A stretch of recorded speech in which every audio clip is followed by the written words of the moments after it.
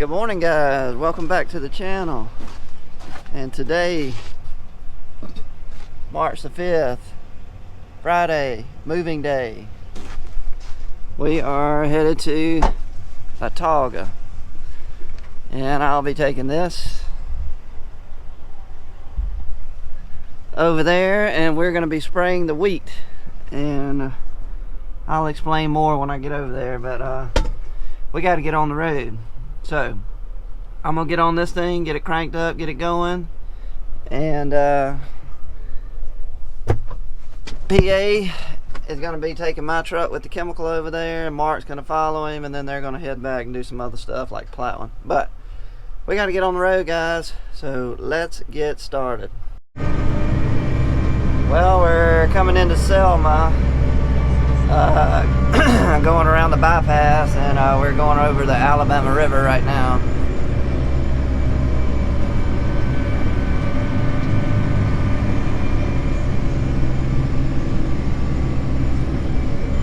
We won't be going into Selma. Like I said, we're going around the bypass, and then we'll be taking a right, and we'll be heading back toward like the Montgomery, Prattville area.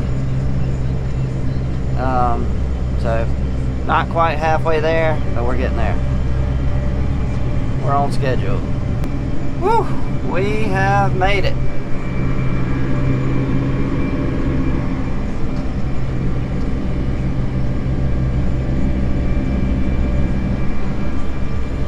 That is a long drive down some really dangerous roads. 2-lane road the whole way. Going down a lot of up and down big hills, got a lot of bridges you got to cross, a lot of curves, and then on top of that you got all these log trucks. There is a International Paper mill, so you got a lot of log trucks going up and down these hills that are, they are getting it, trying to get as many loads as they can. So anyway, we made it. Now we'll get filled up. See PA and them already over here. Get filled up and start spraying this beautiful wheat. Let me show you what the wheat looks like. I got a little issue in the wheat that I'm a little worried about, but I don't know if you can tell, but in the background you see kind of the tops of the leaves. Some of them kind of have a little curl to them, a little bend down, kind of look dead at the top like this.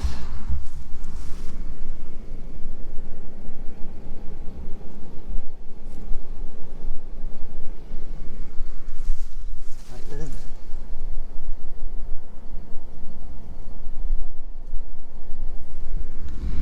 Not sure what that is. I'm hoping it's just cold weather. Probably isn't though, probably something worse, but I'm just getting over here, but I can just kind of see it all over the field. So it's pretty uniform, whatever it is. But what we're doing, let me tell you what we're doing. This trip will be no nitrogen. What we did is we took soil samples. Let me get out of this wind. Alright, you may can hear me better. What we did is we took soil samples about 3 weeks ago, and I got those back. And on this trip, we didn't need any nitrogen. Had plenty of nitrogen out there at this stage of the wheat right now. Didn't need any on this trip, but it did need some other micro little nutrients. And so basically we got with our consultant and figured out a plan what we wanted to feed the plant with, and we're just going to feed that plant not with everything it needs. We're going to feed it with what it needs that's going to give us the best ROI. And so that's what we're going to be putting out this trip. And then maybe next week I'll take another tissue sample and we'll get the results back of that, and then that'll tell us what we need on our last trip. But this trip's no nitrogen, just some micronutrients. We're just feeding exactly what it needs. That's going to give us the most bang for our buck and get us the biggest yield. So that's what we're doing. I'm about to fill up, and let's see if we can spray all this today. One more thing, we're also doing a fungicide. So we're doing micronutrients, and we're also doing this first shot of fungicide. So Forgot that. I didn't forget it. I just forgot to tell y'all it's on the trailer. I just forgot to tell y'all.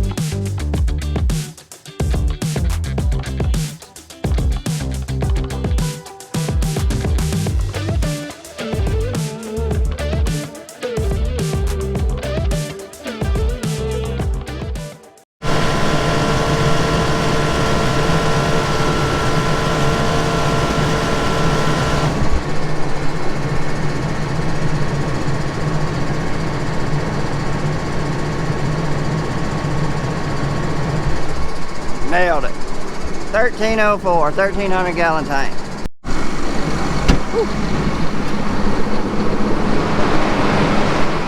Alright, I've sprayed all right here on this side of the pivot, so now I need to walk the pivot that way so I can get in there behind it and spray it. It's up against the woods. But back to going into these pivot sheds. We had some warm weather. I've seen some bees flying around, so we got to look for wasps.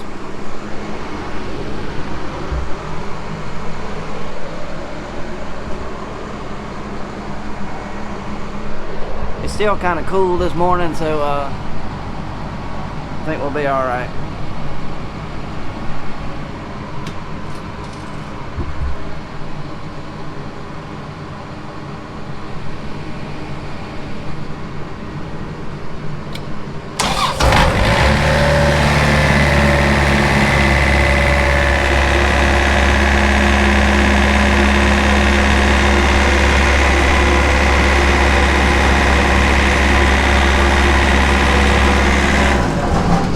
Shoot.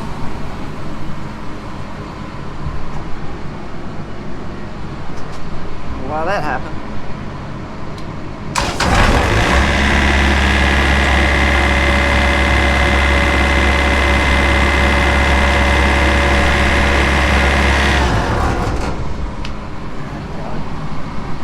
Something's wrong. I don't know if you can hear me, but it's out of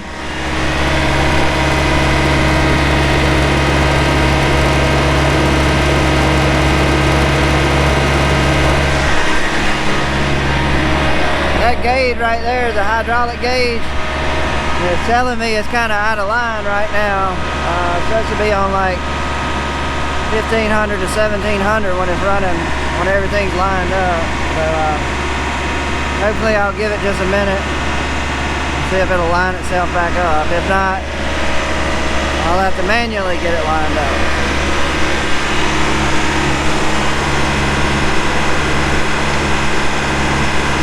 It's barely coming up. I think we're gonna be all right. Normally if it's out of line so bad that it can't correct itself, then that needle won't move at all. Let's say like on 1,000.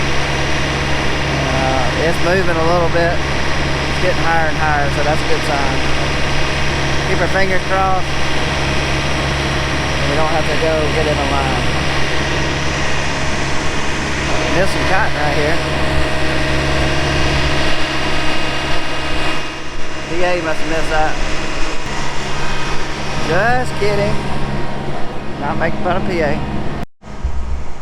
While I'm waiting on this, I finally heard back from our consultant and Paul, and he thinks we're okay. I sent him some pictures.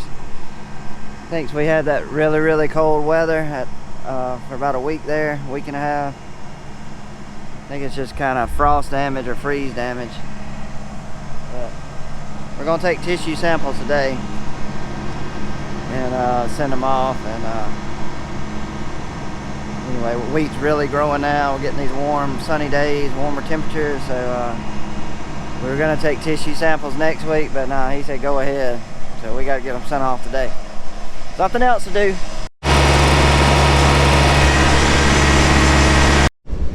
Just filled up for the second time. Now I'm lined up. I don't know if you can see, but there is a pivot in front of me, another one. Way down there. Anyway, I'm gonna go straight at it and then spray around the back side of it, and then I'm gonna have to crank it up and get it walking this way, and I'm gonna spray the rest of the field going that way, so then I can come back and get on the back side of it. Same thing as the other pivot, just on the other end of the field. So that's what I gotta do. Here's the pivot I was talking about. I went down this side, so now I'll walk it this way, and then I'll come around the back side and spray it when it gets out of the way. This one's a little bit different. It's got a box right here. You can control it, change directions. You can do a lot. Speed it up, slow it down, all from this box. The other one is just kind of a manual. You have to walk all the way out to the end of the pivot and set the speed, and that's your only gauge on how much you're putting out and the speed on. Alright, flick this to stop. What I always do. Look for wasp real quick. I think we're still okay on that one. Then I'll flick it to start, which is already on. You gotta hold this Murphy switch and then hit the engine start, and we should crank up.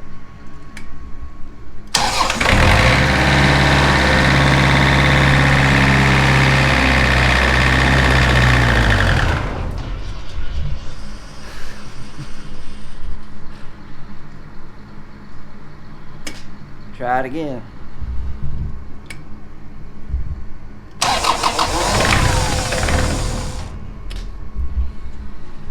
Whew. Well, they did change oil on this motor, so it's probably lost its prime with diesel. So when that happens, oh, right here it is. This little thing, you can manually prime it. Push this little thing down right here. And what that's doing is it's forcing fuel up through the lines, which it doesn't feel like it's doing it, because it should have a little tension on it when you do that, but I don't feel it.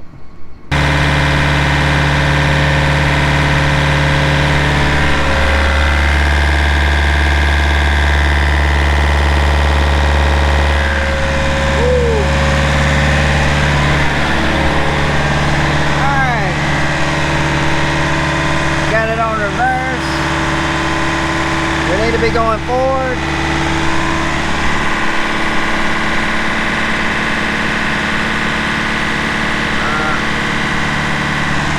That's how many inches of water we're putting out. Half a tenth.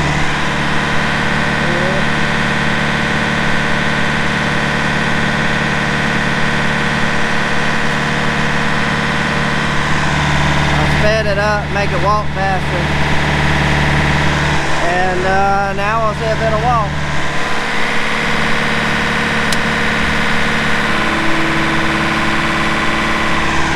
Doing something.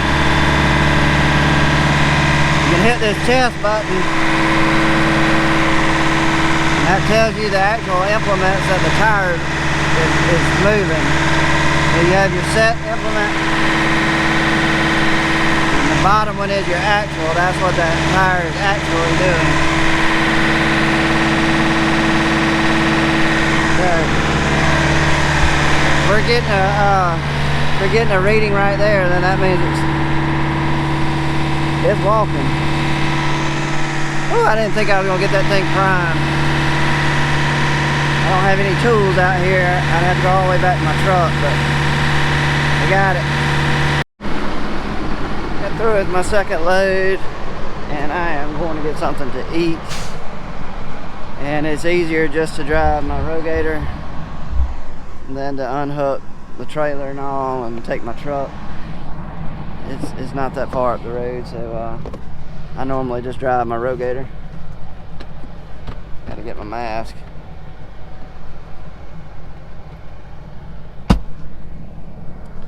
But I'll go up there, get some food, and the restaurant's called Chef Lee's. I'm not joking. Chef Lee's. But it's good.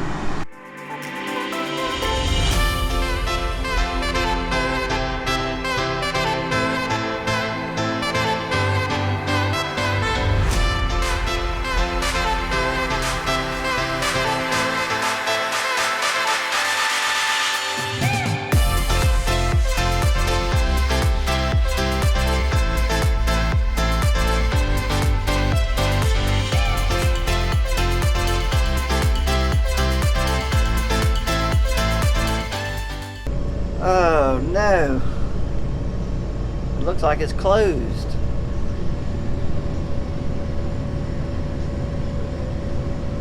Guess I will be eating lunch really late if I do get lunch. Dadgummit.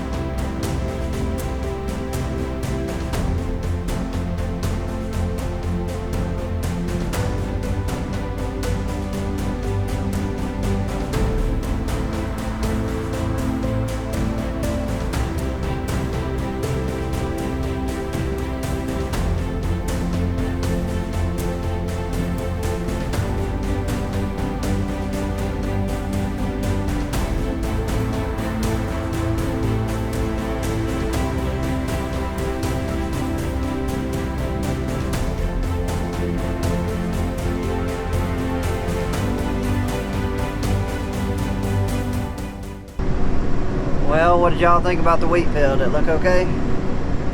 I thought it looked pretty good. I always like to fly my drone when we have crops growing, because you can get a lot better view of your field from an aerial view up in the air. You can see all your imperfections that you can't see when you're just riding in a truck or sprayer. I don't know, you just get above your crop, especially in like corn and cotton, soybeans, stuff like that. Boy, you can see if you got a skippy stand or not. It'll show up real quick. So if you really want to get a good look at your crop, fly a drone up, you know, and take aerial shots of it as it's growing. Watch these section control, watch it turn on.